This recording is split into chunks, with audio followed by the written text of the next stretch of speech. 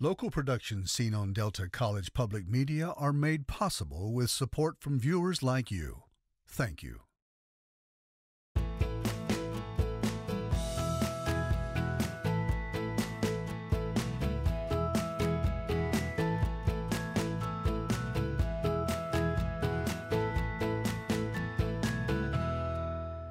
Well, good evening, everyone. I'm Mike Redford, and this is the follow-up. Coming up on tonight's show, it's all about DEI, diversity, equity, and inclusion. Most everyone is addressing it, but are we really moving the dial? Tonight, in celebration of Black History Month, we discuss DEI in depth, primarily looking at a revealing survey done by the Bay Area Community Foundation, and if the results they found can lead to meaningful change for diversity, equity, and inclusion in their county and maybe elsewhere as well.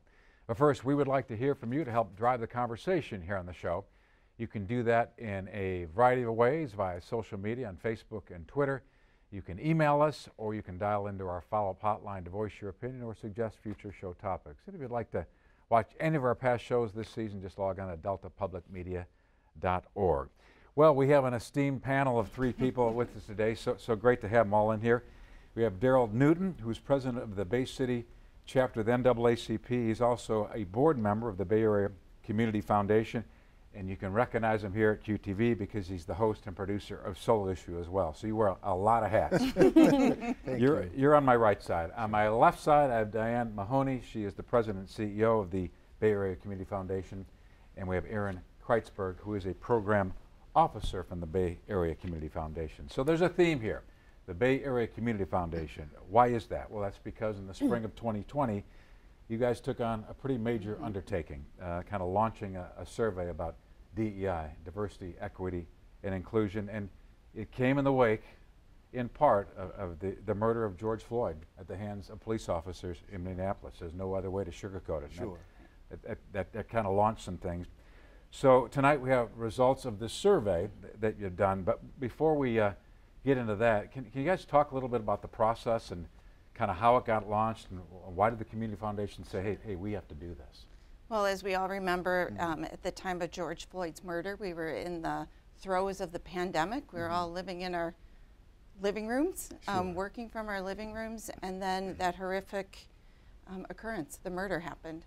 And for our organization, we have always believed in equal rights. It's what our country was founded on.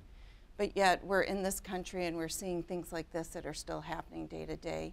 As a community foundation, we're a non-political organization. So we typically don't get involved in choosing sides. But we realize that this is not a matter of choosing sides, this is a matter of taking a stand. And we all have to stand up and say, enough of this. It is common humanity. It is not about black, white, Hispanic, gay, straight, rich, poor. It is about our common human existence. And so one of the first calls we made was to Darold Newton as the NAACP and said, okay, what are you hearing in the community? How can we help? How do we begin this work? And that was the start of the conversation. It ended up being about 19 different community partners that joined with us to do a benchmark assessment of where we are at as a community. So there was a data dive that the Saginaw Valley State University researchers helped us with, as well as a survey that we launched that was completed by about 1,100 people in the community that told us about their lived experience. So that's been our journey. Segue into you, Darold, because she mentioned you at the Bay City NAACP, so why don't you take it from there, because you're part of this board. Absolutely. Well, I was really grateful for Diane to take that step in that initiative and reach out to our group as a resource, and the engagement portion of it, because with the things like George Floyd and the disparities and just the whole 9 yards around that, it gave us an opportunity to have a seat at the table and share those issues, and we're just so grateful for it. Good. And I know, Erin, kind of behind the scenes, you're kind of behind the scenes with this, so tell us about your role with that. Yeah, so I started not too long before the pandemic started, February, and then in March it was a complete shutdown. And when we were having these very important conversations about what our community looks like and how we can build and sustain change within Bay County, I was fortunate enough to kind of start off in this work of diversity, equity, and inclusion. So I initially started with Darold, Moira, and Scott Ellis from the YWCA and Great Lakes Bay Pride, and they kind of were our sounding board to help us with some of those initial conversations. Yeah. Well, very good. I tell you what, let's dive into these results as best we can in the time that we have. Sure. This is fresh off the First showing. The 2023 Bay County Diversity, Equity, and Inclusion Report, hot off the presses. So let's do sort of a highlighted summary. You guys had sort of 5 key areas of focus that you took on. And it's a big job. Sure. So demographics, I know we're going to have a graphic here. There you go. Bay County has become more diverse. The Hispanic and African American populations have each doubled since 1980. The county also has an aging and shrinking population. Economics, there is a large gap in median household income for Hispanic, African American, multiracial populations compared to non-Hispanic, white, Asian American, and Native American populations. Education, there are educational attainment gaps. The 4-year high school graduation rate for African American students is substantially lower than their non-Hispanic white peers. Housing, there are neighborhoods within the city of Bay City which have vacancy rates that are greater than 20%. However, new investment in the current housing stock can help attract and retain prospective residents. And finally, policing and criminal justice. The African American population is having a disproportionate level of interaction with law enforcement than their white peers. 2% of Bay County's population is African American, and yet they make up just 15% of the criminal offenses. So what jumps out at you guys? You guys want to take your turns on that? Can I step back just for a moment as Absolutely. well, Mike? I think Diane and I had worked on the census, and a lot of the information which was alarming came out of that census, which prompted, wow, those figures, because it was, what, since the last census, what is it, every 10 years? Every 10 years, yeah. And so there was a lot of change that had occurred since that 10-year process. And then we still had the issue of getting folks to fill the census out, those hard to reach populations, particularly communities of color. So once those numbers did come in, they just started just popping off of the page. And so that prompted, I know, Erin and Diane to look deeper and say, wow, is this true? So I think along with the census, which prompted that, led us to this study and the survey. What about you guys? What sort of jumps out when you see those 5 areas of focus and kind of what we just sort of summarized? I'm not sure if it is because of what we do as a foundation with our role in post-secondary education, but I think when I was reading through the various chapters, education seems like the building blocks that can help people kind of climb to that next level, that can help them get the job that they need and pursue their dreams. So when we were going through and we were looking at the educational attainment levels of adults who are 25 years of age and greater, there were some gaps that we were noticing that were consistent kind of with the 4-year graduation rates, I should say, of residents within our school systems. So having a good start while you're going through the K through 12 system is really going to help you once you are considering skilled trades, going to college, anything in that realm. So I'm going to take on community policing a little bit and look at Bay City, Bay County. In some ways it's not unique. We see the same sort of situation, the same sort of numbers across the country, that African Americans disproportionately have more interactions with law enforcement. So kind of what do we do with that? Probably not a surprise to you. Not at all. So what does that look to in the future then? Well, it comes down to engagement. We have to have a seat at the table with the law enforcement. If they have something that quantifies that this is an issue, then they're more likely to sit down and address it. And I know the former police chief and the new police chief now are on board to engage and to listen and to see how they can make that community better and work with us as a whole to solve that problem if possible. So, well, let's talk about who got surveyed. How did the surveys go out? How did you sort of, was it randomly select folks that got surveyed? How many folks in the community knew about it? How were they able to do it? And were you sort of happy with the representation, or did we need some work when it came to filling out that survey? I would say there were certain aspects of it that we were really happy about. When it came to racial and ethnic minorities, we were able to get an overrepresentation from those communities. The survey was available for people to take online. It was randomized. Like Diane mentioned earlier, we were in the middle of the pandemic when the survey was launched. So with that, we also partnered with Blue Cross Blue Shield to get a translated version of the survey so that it would be available for our Hispanic population as well. The people who did complete the survey tended to be of higher education, have a higher median income. So there were certain populations that we still want to hear from, like those who have less than a bachelor's degree or individuals earning less than $50,000 a year. Okay. Another one on the survey, we talked about housing. I thought that was sort of interesting. Sure. There's this vacancy rates greater than 20%, which seems like a lot to me. I'm not a housing expert. Seems like a lot, but maybe that's normal. Maybe you guys can talk about that. However, some new investment, if you can find it in the current housing stock, which I'm assuming is some of those that are vacant, right, can help attract and retain prospective residents. So what does that look like? well, in terms of housing, from our perspective, housing has always been an issue, affordable housing. And our area actually has a void of affordable housing, which the survey did bring that issue up as well. And if I can step back just for a moment, Mike, on the education, because the NAACP, what we call our game changers, the education element is something that we're really focusing on. And when those numbers jumped off of the page about the lack of the educational aspects, particularly with our youth, that said a lot for us, because we see that as the road or the bridge to empowerment. So when those numbers showed that there were some underperformance in that area, needless to say, it's exactly what we had been saying and trying to get folks to realize we needed to put some more effort and impetus in that area. So with that and housing alone, those two areas are key and critical for our people of color. Sure.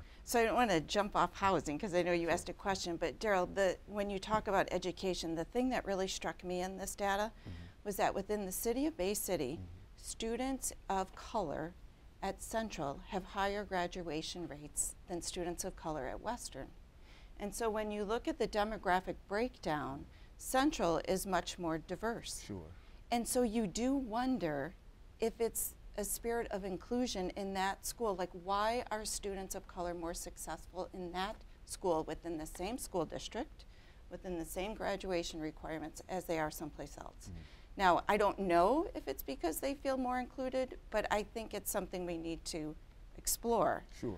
And we have a youth group, a youth advisory council, and they launched a youth needs assessment.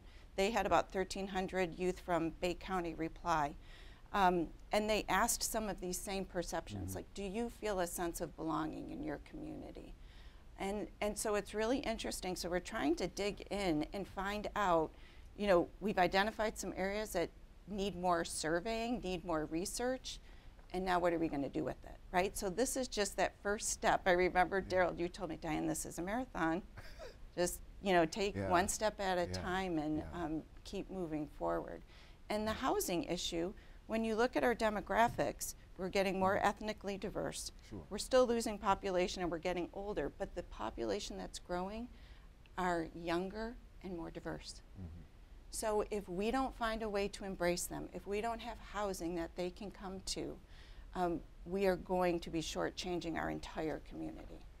And not only that, we need to talk about the economics and jobs and opportunity. Absolutely. That also can be a barrier for our communities as well, particularly with the young.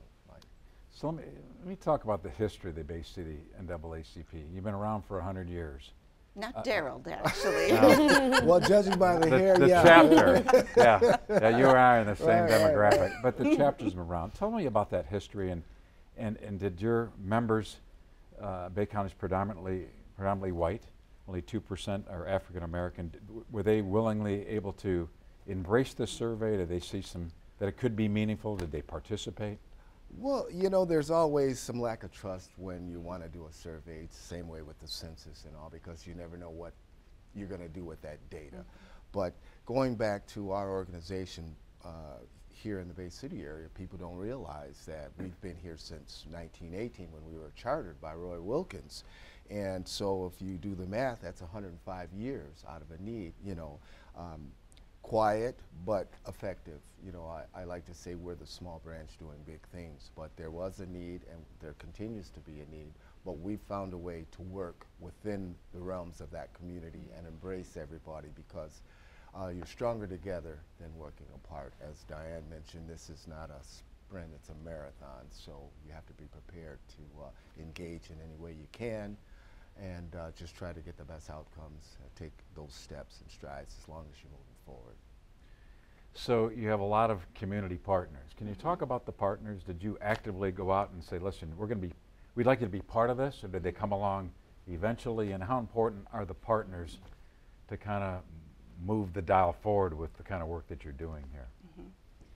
I was going to say, it was really an interesting thing to kind of witness. We started off as a pretty small group, just the 5 of us. And then it kind of seems like as we built up steam, more and more people took interest and wanted to join at the table and have this conversation, because everyone recognized it as being important.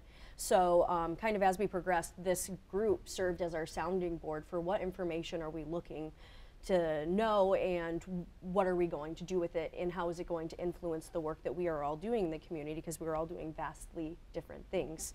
So kind of as we progressed and we built the survey out, and we read through I don't know how many chapters trying to kind of narrow it down to the most useful data, these approximately 20 partners were critical in us kind of having that final report. And how did you land on sort of these 5 areas of focus? I assume you had a lot of different areas. You took a look as a board, as a foundation, and you said, okay, these are the areas we're going to get down to. So part of it was we knew we couldn't eat the whole elephant. Right. Right? That's what we would talk about. We can't do everything. We need to be able to, because this work was laborious, to be frank. So we didn't pick health. We could have picked health because there are absolutely disparities in health. But we felt that our health systems were taking care of a lot of those issues. So these were the ones that the collective group said matter the most and will be most important to moving our community forward, to being a thriving and united community. Education, economics, it's workforce development. And I hope, like heck, Mike, that this isn't a report that just sits on people's shelves. So we will be regrouping with all of the partners in a few weeks and talking about, okay, what are our next steps? Because this is not the NAACP's problem to fix. It's not the community foundations. It's ours. And if we don't work together, we will never move the needle. So everyone within their own lives, personal lives, within their families, and within their companies has a role in making this world a better place. So Darold, you're on the board. Were you an advocate from the beginning? And Diane, I'll let you answer too, because you were mentioning you have a diverse board. So when you got into it, was everybody buying in? And what was the role sort of the board to buy in and move this forward? Well, you find out that those areas that we've selected are key to an individual thriving, and it's also key to a community thriving. So when I got onto the board and the coalition and they saw the collaboration and everybody bought in, it just made sense, because we're all human. We all have to engage together, and if you're going to have a community with unity, it has to start somewhere. And coming from the Bay Area Community Foundation and an organization like the NAACP, those 2 groups are our groups along with the coalitions. It just made sense. If they can do it, then there's something there. I wanted to be a part of that, and so we have to be encouraged that more will come in and join and move things forward. Was there a model or a blueprint at all that you looked at when you started this process? I mean, like we said, we had our previous conversation setting up the show. every college, every company, is even my own company, kind of went down this path, and we seem like, okay, where are we going to go on this? So did you have any kind of a blueprint or a model go down? Yeah, so there were a couple key people that I picked up the phone and called right away and said, help me figure this, not me, help our organization figure this out. The other gentleman I called was Dr. Kenneth Jolly, and he is the researcher that we retained through Saginaw Valley State University along with Dr. Evelyn Reveri. He had done a very similar survey, or was in the midst of it actually, through Midland County. So we knew they had to finish up their work, and then he said he would love to take on that same type of project for Bay County. So that's a little reason why we had a delay. We had to wait for them to finish up, and then we launched. The thing about inclusion and diversity, it is very unique to a local community's culture. And you know, we are most definitely the Great Lakes Bay region, Saginaw Bay, Midland, Mount Pleasant, but each one of our communities is very different. Midland's in a different place. You know, you and I are from Saginaw back in the day, you know, 25 plus years. And that is even very similar, but also significantly different from Bay. So while it was modeled after that work, it's really kind of taken on its own flavor. And we talked, you know, everyone in the wake of George Floyd was releasing these statements, you know, a message from our company and a message from our CEO. And as a staff team at the organization, we did not want to do that. We're like, we don't want to just issue words, we want to see some action. So our staff came together and said, what do we want to do? Everyone said we want to do something, and we approached the board. And hands down across the board, everyone said, we have to do this. So it began. Right. And along that same line, during the same time frame, our organization had our annual banquet, and I had reached out to Darlene King, who actually is the executive director for the Michigan Diversity Council. So she provided a lot of information that I tried to pass on and did pass on to Diane and the group, you know, as far as the resources and all. So, you know, when you're buying in diversity and equity and inclusion, it just makes sense. You know, if everybody's going to get along in the same community, you must have equity, you must have inclusion, and diversity works. Right. You know, I used to say, there's no fun coloring with the same color in a crayon box. You know, that's kind of bland, isn't it? So it just makes sense. So as we sit here today, and you mentioned it, Diane, you want to make sure this isn't just a document that sits on a table collecting dust. How do we get it out there? How does it become this living, breathing document that actually can, little by little, can impact some meaningful change? Well, I think this is a wonderful first step. So thank you for giving us this platform to share this news. The community partners, the 20+ organizations, and then we have made a commitment to going out and lifting up all voices. So we've already done a youth-related survey somewhat similar to this. We will be going out. We can't expect people to come to us. We need to go to them. We need to meet people where they are at. And our organization is committing to doing that. So we've been working with churches, Pastor Johnson, Pastor Marcel Smith, reaching out into the communities that way through trusted people, because Darold mentioned it's trust. You can't just, we can't just show up and think that everything's going to be great. And this is hard work. We talked about that it takes a long time. We make mistakes. I know I make mistakes. I feel like I make mistakes daily, but we've coined this term, we're relentlessly stumbling forward. Right. We know it's not going to be perfect, but we have to commit to making progress. And it's not always easy. Not everyone is happy we're doing this work. You know, I've had to field phone calls from people that say, if this is what you're doing, we think we're going to go elsewhere. That's a shame. It and is. And we say, we hear you and we understand you, it's your right. And the board is backing us every step of the way. It's an important issue.